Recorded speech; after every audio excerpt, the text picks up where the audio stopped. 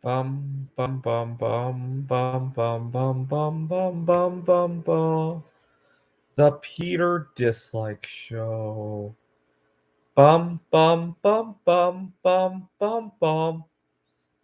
One of my favorite things to do as of late is to hang around our parking garage at Phoenix College, and when I see somebody pull in to comment on their eating while driving or whatever distraction they were doing while pulling into the parking garage. I see a lot of distractions, by the way. Cell phones, eating, sometimes some of the most bizarre distractions come up. They have they're working on their computer, or one time they uh, they had somebody came in and they had been moving stuff in boxes, and one of the boxes had tipped over, and the guy insisted on picking everything up while driving in the parking garage. And it drives me nuts because some of these people would never dream of getting distracted like that doing anything else, right? These Some of these are students, some of these are employees. I can't imagine one of the students coming to class like that, right? Eating on the cell phone or whatever, right? But first, I'd rather they do it sitting in my classroom than on the highway. I really would. But for some reason, cars have become such casual activities in the minds of so many people. For some bizarre reason, even though it's the most dangerous weapon that most of us are ever going to own, right? And so for some reason, as much as we talk about other dangers in our society, the truth is that more people are going to die behind the wheel than any of those other things that you could think about, right? We talk about how there's a drug epidemic, but even amongst the people who use drugs, right, the death rate is probably a heck of a lot less. Well, I guess there's an intersection there, right? But the people who die of drugs alone versus the people who die of cars alone. I'll let you do the research. The bottom line is that getting behind the wheel of a car is probably going to be the most dangerous activity most of us do every day, right? I mean, you might occasionally do something a little bit more dangerous, but I used to have a big fear of flying. Actually, the truth is, I was in much more danger driving myself everywhere around. Right, I was 14 years old when 9/11 happened. I didn't want to fly for a number of years. I haven't flown in 3 years now, not for the obvious reason. A lot of people think that I'm scared of getting COVID on the plane. The big problem is that ever since COVID, people have gotten very irritable on planes. I have autism myself. I cannot run into another person just like myself and get into some kind of conflict.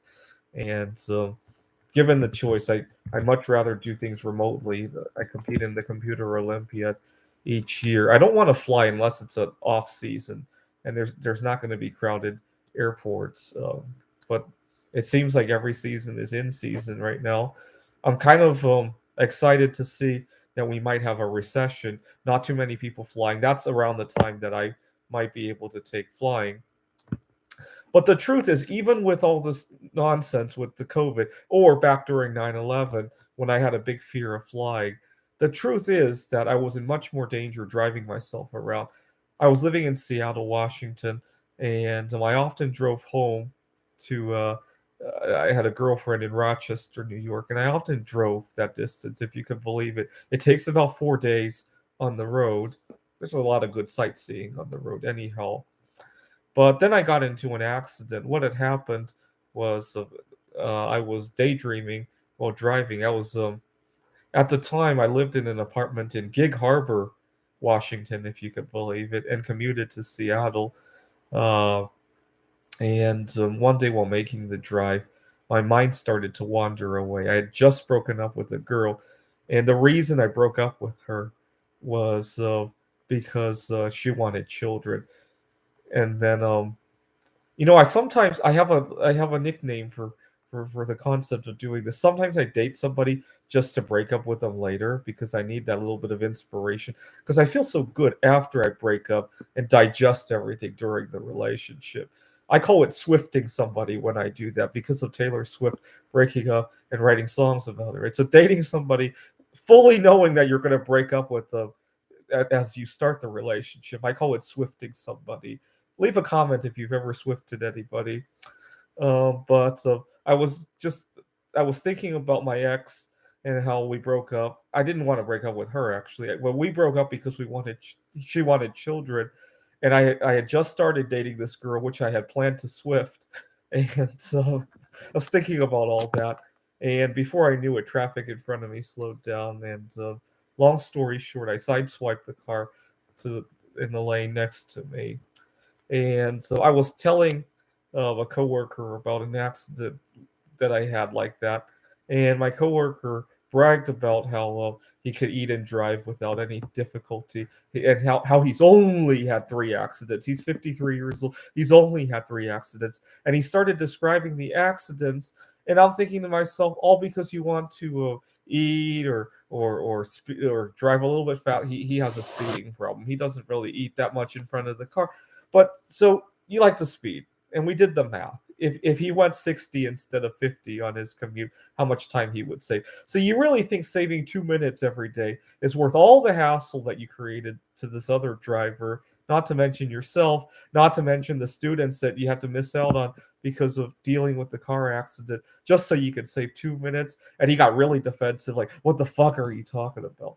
The bottom line is we got to treat our cars for with all the respect that it deserves, right? It's the most dangerous weapon you're going to interface with on an everyday basis, right? This is the Peter Dislike Show. Bum bum bum bum bum bum bum bum bum bum bum bum. The Peter Dislike Show. Bum bum bum bum bum bum bum.